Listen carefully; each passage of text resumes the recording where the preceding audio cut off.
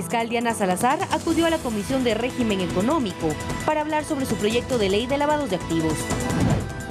La Policía Nacional anunció los requisitos para la postulación este 2024 para su escuela de policía. En Quito, la ciudadanía sigue consternada tras la súbita muerte de un joven de 25 años. Y en los deportes, la Tri con un pie en el cuadrangular final. Ecuador superó a Bolivia 2-0 en el preolímpico.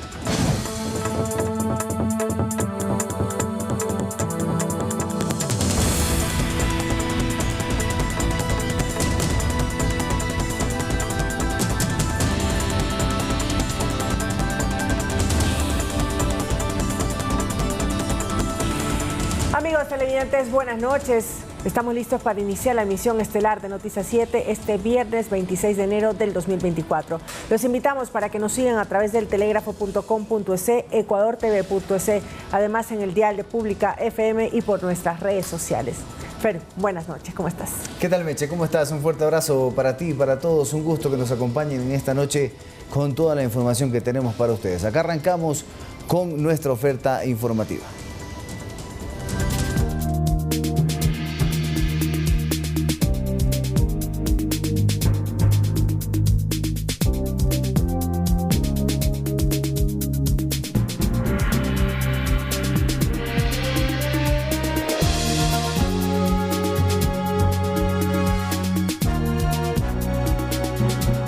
La Corte Constitucional emitió dictamen favorable para que 6 preguntas de las enviadas por el presidente Daniel Noboa vayan a la consulta popular.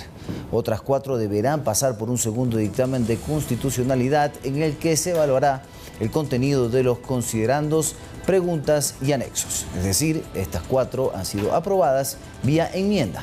Pero vamos a revisar las primeras 6 que ya tienen luz verde.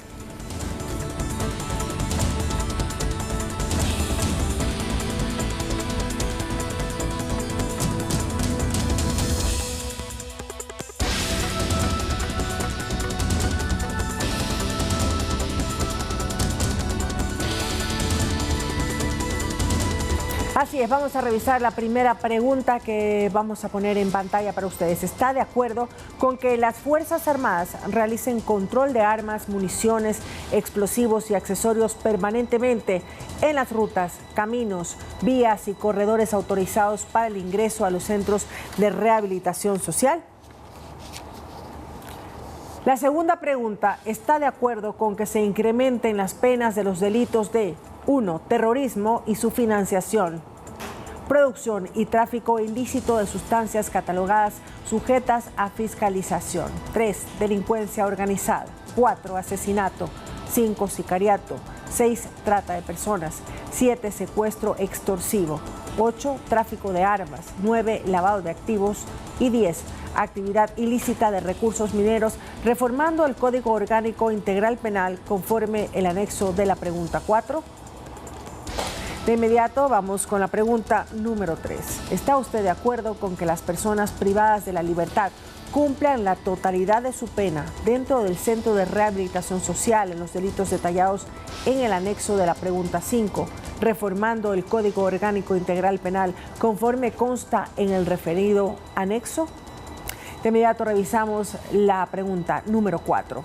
¿Está usted de acuerdo con que se tipifique el delito de tenencia o porte de armas, municiones o componentes que son de uso privativo de las Fuerzas Armadas o la Policía Nacional, sin afectar a las armas de fuego permitidas para uso civil, reformando el Código Orgánico Integral Penal conforme el anexo de la pregunta número 6? ¿Está usted de acuerdo con que las armas, sus partes o piezas, explosivos, municiones o accesorios que fueron instrumentos u objeto material de un delito puedan destinarse al uso inmediato de la Policía Nacional o las Fuerzas Armadas, reformando el Código Orgánico Integral Penal conforme el anexo de la pregunta 7?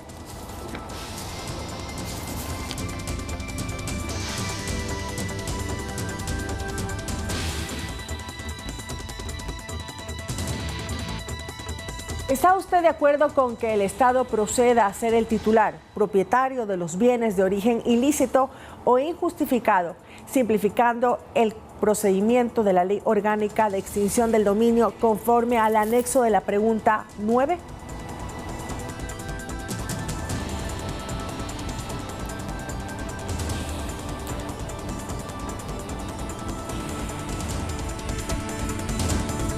Como he señalado, hay 4 preguntas que deberán pasar por un control adicional en un plazo de 20 días. Miremos cuáles son.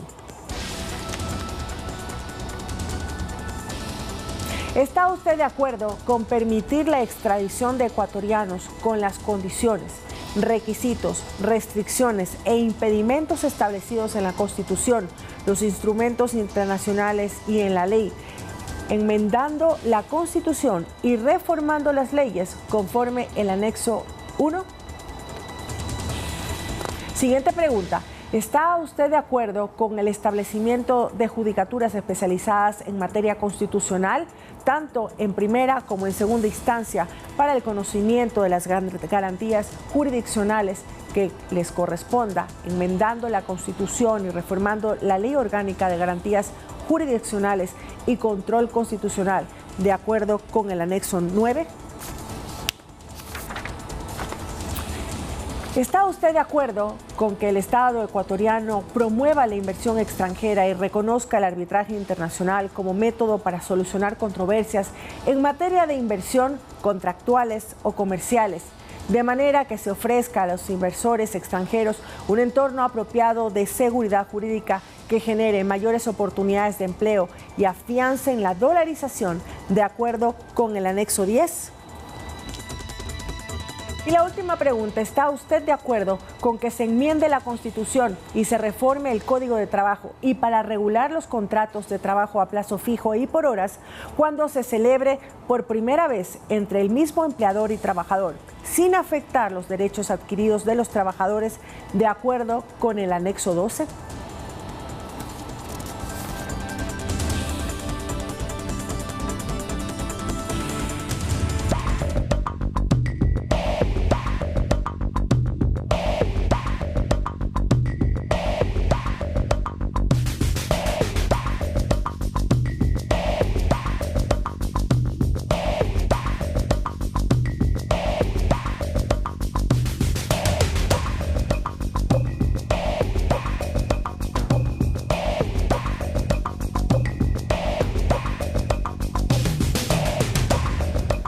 La Asamblea y la Comisión de Fiscalización tienen al menos 6 juicios políticos por evacuar en el actual periodo legislativo. Este jueves, el exministro de Bienestar Social del gobierno de Guillermo Lasso, Esteban Bernal, fue censurado por incumplimiento de funciones. Los detalles se los contamos a continuación. En este nuevo periodo parlamentario se evacuó el primer juicio político represado en el periodo que se vio interrumpido por la aplicación de la muerte cruzada en la Asamblea. Al Parlamento y especialmente a la Comisión de Fiscalización le restan por tramitar varias interpelaciones más. Están en carpeta los juicios políticos a los exministros de Energía Fernando Santos y del Interior Juan Zapata, al vocal del Consejo de la Judicatura Fausto Murillo y al ex integrante del mismo organismo Juan José Morillo. Deberán ser juzgados políticamente el expresidente del Consejo de la Judicatura Wilman Terán y el aún vocal de la institución Javier Muñoz, ambos detenidos en la cárcel 4 en Quito. La fiscal Diana Salazar está a la cola de los juicios políticos. Este proceso lo impulsa la Revolución Ciudadana. Esteban Bernal fue el primer exfuncionario censurado en un juicio político en este nuevo periodo de la Asamblea. Este jueves, con 100 votos a favor, fue sancionado el exministro de Bienestar Social del gobierno de Guillermo Lasso, quien fue acusado por incumplir sus funciones al retirar el bono de desarrollo humano a más de 34,000 personas ubicadas en condiciones de vulnerabilidad. Esta decisión constituye una violación a la Constitución y a los derechos que estos ciudadanos tenían de conocer el por qué fueron excluidos del bono de desarrollo humano. El ahora exministro censurado expuso en el Pleno que no existe fundamento para su interpelación, ya que no era viable cambiar de juzgador. Esto en referencia a que el asambleísta proponente de su juicio político fue cesado en funciones con la aplicación de la muerte cruzada. Basado sin duda en un elemento que lamentablemente vició el procedimiento al cambiar de proponente porque no se lo puede hacer, porque en la ley pública se hace lo que está escrito y no hay posibilidad de cambiar proponente. Se confundió entre la posibilidad de cambiar interpelante, que no es lo mismo. Con esta censura, Bernal no podrá ejercer ningún cargo público por un lapso de 2 años. Javier Ceballos, Noticias 7. El Consejo Nacional Electoral suspendió por 12 meses al Partido Sociedad Patriótica, liderado por el expresidente Lucio Gutiérrez, al no presentar desde el 2015 el destino de los recursos recibidos por el órgano electoral, que suman un monto total de $1.673.000. Sin embargo, Sociedad Patriótica podrá transparentar y justificar la denominada caja transitoria sobre sus finanzas. Mientras dure la suspensión, no podrá participar en procesos electorales.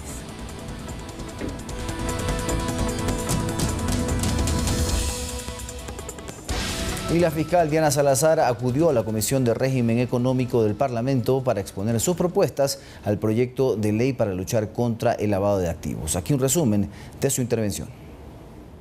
Por todo lo dicho, señores y señoras, la Comisión de Régimen Económico del Parlamento recibió en Comisión General a la fiscal del Estado Diana Salazar, quien presentó sus observaciones al proyecto de ley para el ahorro y monetización de recursos económicos para el financiamiento de la lucha contra la corrupción, que es la cuarta iniciativa enviada a la Asamblea por el Ejecutivo, también con el carácter de urgente en materia económica.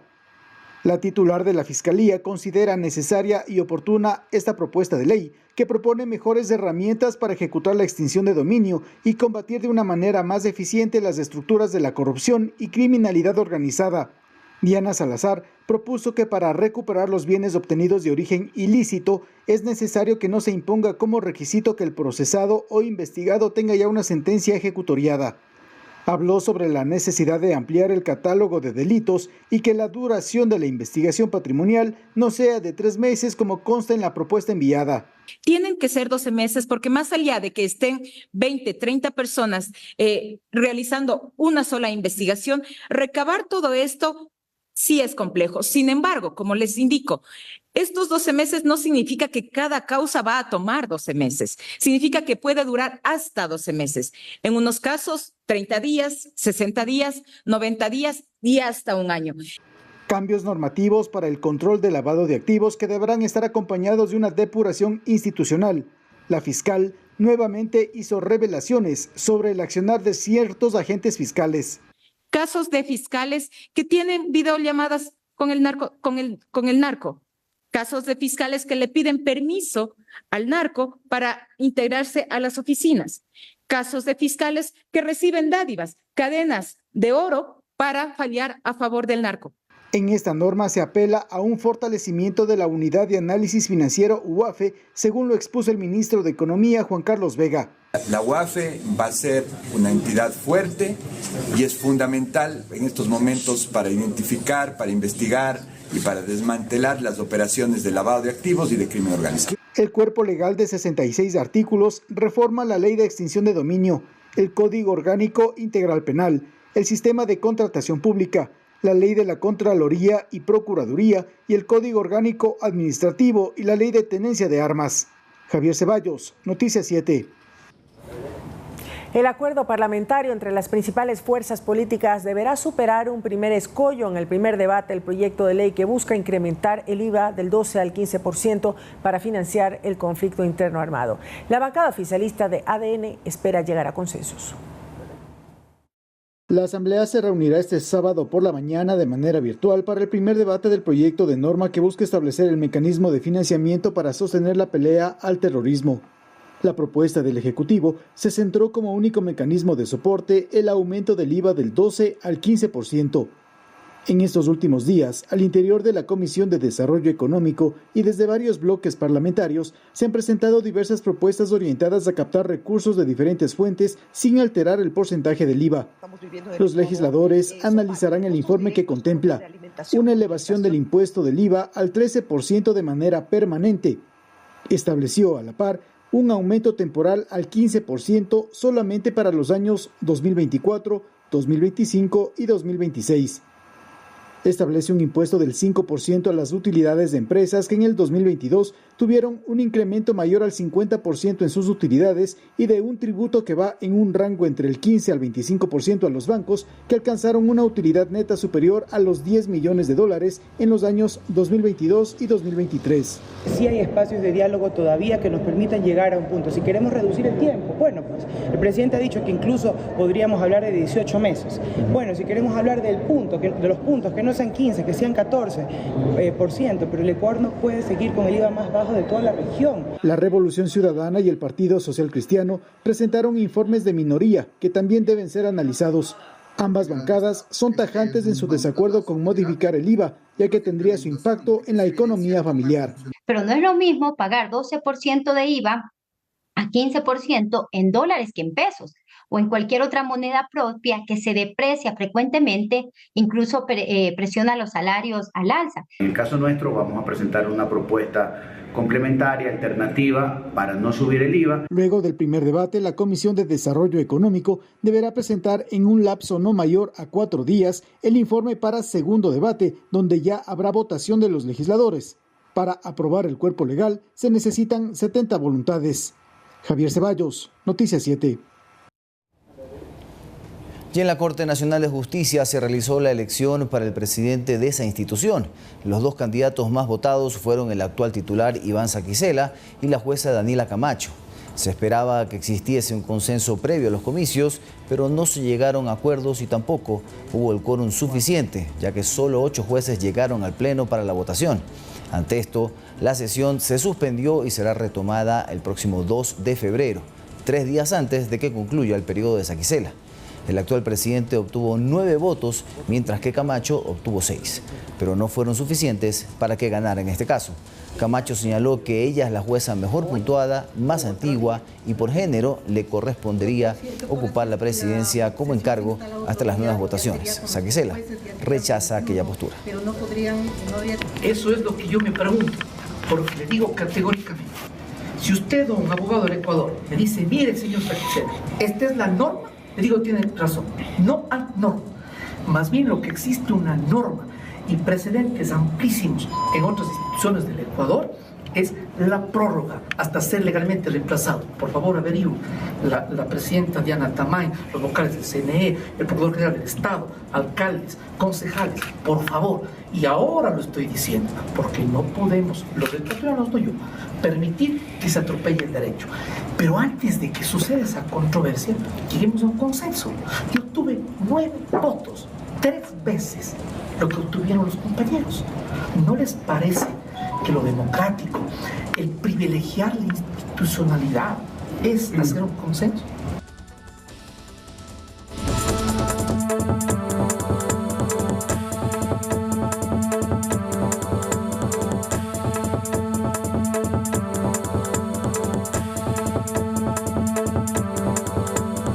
Colombia declaró en emergencia a varios sectores del país, entre ellos la capital Bogotá, debido a feroces incendios que han obligado a las autoridades a pedir ayuda internacional para sofocarlos.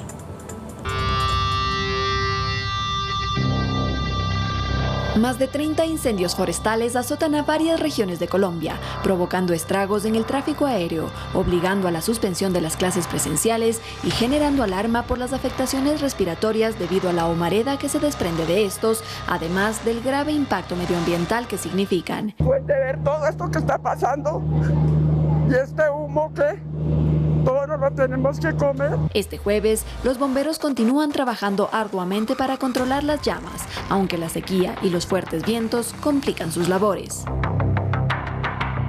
Al respecto, el presidente Gustavo Petro indicó en X: estamos hoy en la operación de emergencia helicoportada más grande de la historia del país para atender los incendios forestales que golpean al territorio nacional. No obstante, han pedido ayuda a las Naciones Unidas. Chile, Perú, Canadá y Estados Unidos ya han respondido para apoyar en la emergencia. La Cancillería ecuatoriana, por su parte, a través de su cuenta de X dijo: Ecuador se solidariza con Colombia frente a los más de 30 incendios que afectan a Bogotá y 9 departamentos de ese país.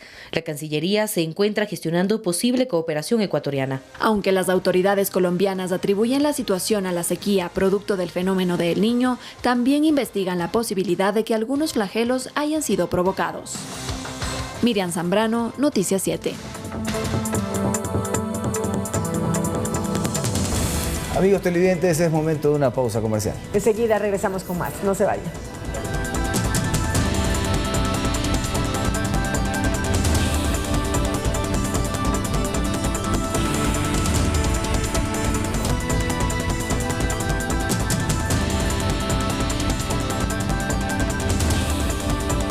De regreso con más información. Un joven murió en Quito por la caída del pedazo de mampostería de un edificio. Este caso consterna a la población y genera dudas sobre la responsabilidad del hecho.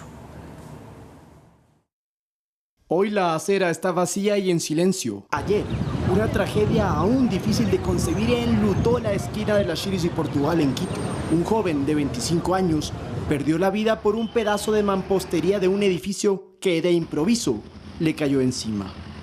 Cuando de repente se escuchó como un tipo choque, pero no había sido que se estaba desprendiendo el bloque y estaban los dos amigos sentados y del impacto le cayó en el lado izquierdo de la cabeza del joven y se cayó, quedó en la posición fetal, se podría decir.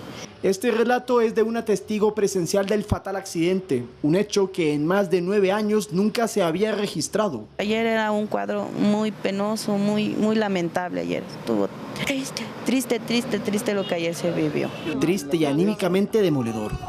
El padre del joven gritaba desconsolado, pues era su único familiar tras la muerte de su esposa años atrás.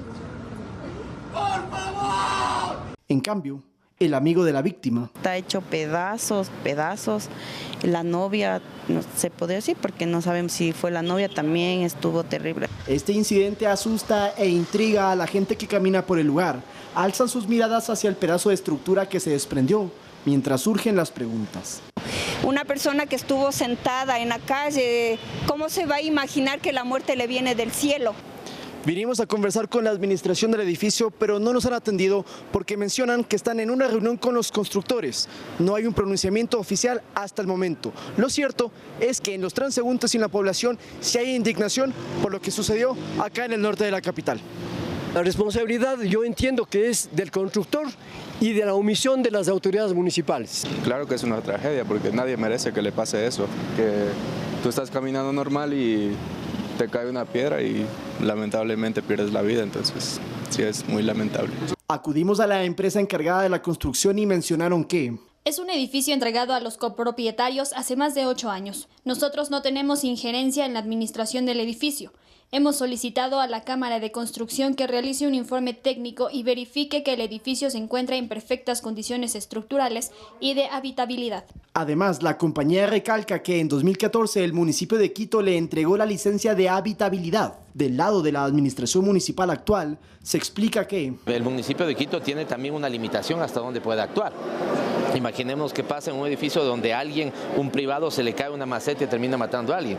Esa ya, digamos, excede un poco en materia de derecho. Sin embargo, antes de emprender acciones, lo que queremos es tener un informe que sea técnico, que sea legal y que nos instruya por dónde debemos actuar. Pero evidentemente a la familia, por ejemplo, decirles que estamos en la predisposición de apoyarles absolutamente en todo. Y es que hay urgencia, porque mientras observábamos los 18 pisos del edificio, notamos lo que parece humedad en otros salientes. Lautaro Andrade Castro, Noticias 7. Y presta atención porque la Policía Nacional abrirá su proceso de inscripción para el próximo periodo 2024. El próximo 3 de febrero, esto será para 1.750 aspirantes, de los cuales ingresarán solo 122 para convertirse en subtenientes. Veamos. La Policía Nacional anunció ya su cronograma de postulaciones para su escuela de formación. Este iniciará con las inscripciones el próximo 3 de febrero. Está previsto que para la 4ª semana del mes de abril estén ingresando los nuevos aspirantes a directivos a la Escuela Superior de Policía.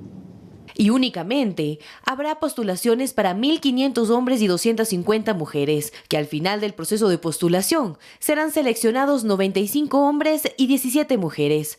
Según el director nacional de educación de la Escuela de la Policía Nacional, José Vargas, Este año, la Corte Constitucional le ha permitido a la policía poder determinar los requisitos para el ingreso de su postulación, entre los cuales están ser ecuatoriano de nacimiento, tener entre 18 y 22 años, 11 meses y 30 días de edad, no tener antecedentes penales, no tener cargas familiares, no tener tatuajes ni expansores, entre otros. Estos últimos requisitos son nuevos. Según Vargas, se ha realizado un estudio respecto a la credibilidad que dan los policías que tienen o no tatuajes visibles. Ustedes deben conocer que las organizaciones ahora llamadas terroristas tienen tatuajes con los cuales ellos señalan su fidelidad con la organización en la que están relacionados. El objetivo principal es evitar que personas que hayan pertenecido o que pertenezcan a estas organizaciones terroristas ingresen a la Policía Nacional. Tras culminar con su formación, los aspirantes se graduarán como subtenientes de la Policía Nacional y se sumarán a los 58.000 servidores activos que cuenta la institución. Para que conozca todos los requisitos y el proceso de postulación, puede hacerlo a través de la página web reclutamiento.policia.gov.es. Manuela Bedón, Noticias 7. Ante el fallo de un juez de Puerto Viejo prohibiendo a los GATS la realización de procesos de compra pública a través de ferias inclusivas, el alcalde de Quito, Pavel Muñoz, mencionó que interpondrán acciones legales para revocar esta medida. El alcalde de Quito, Pavel Muñoz, se pronunció ante el fallo de un juez prohibiendo la compra pública a través de ferias inclusivas. Pero es absolutamente una barbaridad que se impida desde un juez en un cantón a que en todo el sistema de contratación pública queden eliminadas las figuras de las compras de las ferias inclusivas. Esta figura permite a los pequeños emprendedores dar sus productos y servicios a los GATS. Muñoz resalta que esto permite el crecimiento de la economía popular y solidaria. En Quito tenemos una normativa que nos exige que debamos hacer compras a la economía popular y solidaria que vayan de entre el 5% al 10% de la totalidad de compras públicas. La preocupación de los entes de justicia debería ser cómo aumentamos ese porcentaje para comprarle más a la economía popular y solidaria. La representante de Azotex, Paulina Quizaguano, expresó su preocupación. Nosotros somos una parte muy importante en el tema de la contratación. Hacemos todo tipo de uniformes y nos veríamos súper afectados en este tema de que no nos van a poder hacer participar por ferias inclusivas. Nosotros pedimos a las autoridades que por favor nos escuchen. Somos varios, miren, aquí están todos nuestros compañeros, hemos dejado todas nuestras actividades. Es por esto que la alcaldía interpondrá todas las medidas legales para revocar este fallo que afecta a los comercios de economía popular y solidaria, según aseguró Muñoz. Nosotros interpondremos todas las acciones legales para que esa barbaridad no se llegue a consumar. Lo que sí no podemos hacer es desacatar una orden, ¿no es cierto?, que provenga de la justicia. Manuela Bedón, Noticias 7. Y el alcalde de Quito, Pavel Muñoz, inauguró el primer sendero seguro de la capital en la avenida Patria. Este proyecto busca rehabilitar espacios urbanos para el tránsito de los ciudadanos, especialmente en las noches. Así luce el sendero seguro de la avenida Patria desde el aire. Este proyecto busca generar espacios que permitan la circulación de transeúntes, especialmente en la noche. El alcalde de Quito, Pavel Muñoz, realizó la inauguración y enfatizó que la percepción de seguridad también se da con los espacios públicos habitados. Si trabajamos como lo estamos haciendo en conjunto con la Policía Nacional y si nosotros ponemos nuestro granito de arena dando seguridad en el espacio público, lo que vamos a tener es a la gente ocupando el espacio público y construyendo seguridad unos a otros. El proyecto incluye la instalación de piso podotáctil, que es para las personas con discapacidad visual, pero además se modificaron aceras para que pueda ayudar a la movilidad de los usuarios. Según los datos de las administraciones zonales de Eloy Alfaro y La Delicia, el 91% de las mujeres de estas zonas no se sienten seguras circulando en la calle. Senderos seguros se espera se implemente en otros sectores como el centro histórico, con la conexión entre La Tola, San Blas y la Plaza Grande. Y quiero decirles que en este mismo momento se están haciendo 8 a la vez, adicional a porque estamos haciendo 1 por cada administración zonal. Muñoz añadió que se están ejecutando 8 senderos seguros a la vez, 1 por cada administración zonal. Para quienes transitan esta avenida, creen que es un proyecto positivo. Un poco más segura, más tranquila de caminar aquí por la calle. Igual como aquí veo más policías, me siento más protegida, más seguridad y todo eso. Adicionalmente, la Secretaría de Seguridad implementará 12 cámaras de videovigilancia, 4 de ellas de largo alcance, 8 cámaras fijas y botones de pánico a través de un circuito cerrado que se conecta con el sistema EQ911. Manuela Bedón, Noticias 7. La Policía Nacional desalojó a varios habitantes de calle después de recibir múltiples denuncias de parte de la ciudadanía, quienes estaban preocupadas por la inseguridad. La policía reforzó la seguridad en el terminal de Quitumbe, ubicado en el sur de Quito. Les contamos más a continuación. Desde muy tempranas horas de la mañana de este viernes, efectivos policiales efectuaron un barrido en la quebrada que está aledaña al mercado mayorista, sur de Quito. Denuncias ciudadanas señalan que en estos terrenos abandonados, ciudadanos extranjeros pernoctan. Colindante con la quebrada Chanchayacu, que en esta quebrada nosotros tenemos personas indigentes, personas que cometen ciertos ilícitos y se vienen a quedar acá en esta quebrada.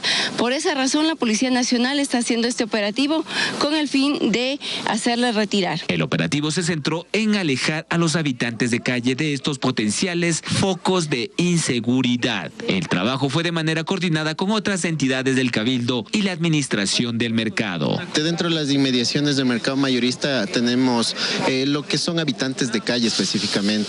¿Qué tipo de delitos han cometido ya aquí? Específicamente son robos, personas que han hecho estruches en las inmediaciones del mercado mayorista. Por otro lado, el control se extendió hasta la terminal de Quitumbe, en el sur de Quito. Cacheos y revisión de documentos tratan de bajar el índice delictivo. La ciudadanía aplaude estas iniciativas. Me parece muy bien que la policía esté siempre protegiendo al ciudadano que en esta situación que estamos. Y pues un gran agradecimiento a la fuerza pública, a la policía y Fuerzas Armadas que sigan con esta labor que tanto necesita el Ecuador en este momento. Que hay mucha delincuencia aquí en el terminal, entonces sí está bien para que las personas estemos tranquilas. El porte de arma blanca es sancionado con una multa económica en el DMQ. La misión es reducir los índices delictuales, verificación de objetos cortopunzantes, sustancias sujetas a fiscalización, de igual manera posibles explosivos. La policía intensificará estos trabajos en toda la urbe, especialmente en horas y lugares considerados como críticos. Después de 3 años del asesinato de Efraín Ruales el pasado 27 de enero del 2021, conocemos de inmediato en qué situación se encuentra el proceso judicial del implicado. En su cuenta de Instagram, Efraín Ruales fue asesinado el 27 de enero del 2021 cuando circulaba por el norte de Guayaquil, luego de salir de un gimnasio donde entrenaba con su pareja, cuando fue interceptado en las calles Guillermo Cubillo y Juan Tan Camarengo, en el norte de la urbe. Ese mismo día, en la noche, fue encontrado el vehículo desde donde habrían disparado los sicarios. Estaba incinerado y abandonado en el suburbio de Guayaquil. En febrero del 2022, el Tribunal Penal del Guaya sentenció a 6 personas por el asesinato de Ruales: Álvaro Cagua, alias Alvarito, y Alexis Casquete, alias Casquete. Fueron sentenciados a una pena de 34 años y 8 meses de prisión como autores del crimen. Según el testimonio de alias Alvarito, un sujeto identificado como Marcelo habría ofrecido $5.000 por asesinar a Ruales y que un día antes del crimen le entregó 3.500. Aarón Andrés, el último de los detenidos por el asesinato del presentador, fue procesado en calidad de cómplice y fue el encargado de deshacerse del arma utilizada para asesinar a Ruales. Mientras que Carlos Mantilla, alias Choclo, Carla Molina, Jorman Veloz y Juan Carlos Redrobán fueron condenados en calidad de cómplices a 17 años de cárcel. En octubre del 2023 declaran inocente a alias Choclo. En una de las salas de la Corte de Justicia de Guayas, 2 de 3 jueces ratificaron la inocencia, pese a que uno de los implicados refirió que la orden salió de la penitenciaría y que quien ordenó fue alias Choclo, pero su defensa insistió en que no se había presentado pruebas que lo implicaran, como mensajes de texto, llamadas entrantes y salientes. A 3 años de su muerte, la interrogante sobre quién o quiénes fueron los autores intelectuales del crimen continúan.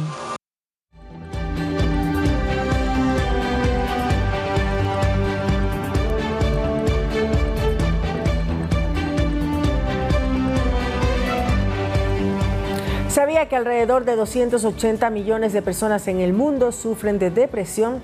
Los animales de compañía pueden llegar a aliviar o salvar la vida.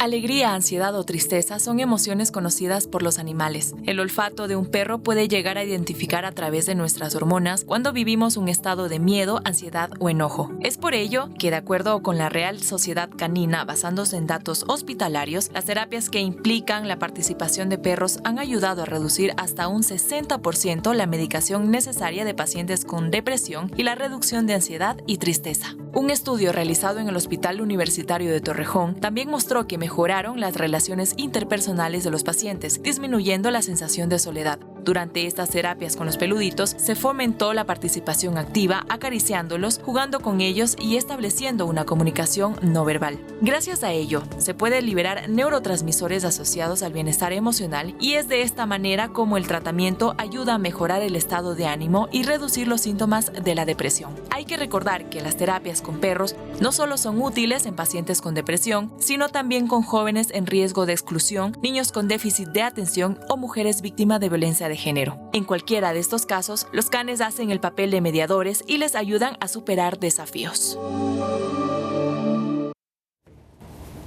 Los manglares brindan una variedad de servicios que tienen impactos positivos, tanto en los ecosistemas costeros como en las comunidades humanas. La buena noticia es que la restauración del manglar de San Borondón se ha convertido en el objetivo designado por la Organización de las Naciones Unidas. Veamos.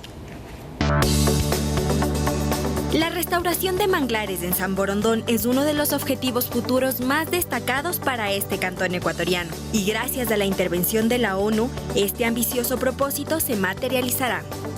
San Borondón ha sido seleccionado entre más de 250 ciudades que aspiran a participar en el proyecto, siendo parte integral del innovador programa piloto Generación de Restauración, orientado a la recuperación de manglares y otros ecosistemas urbanos.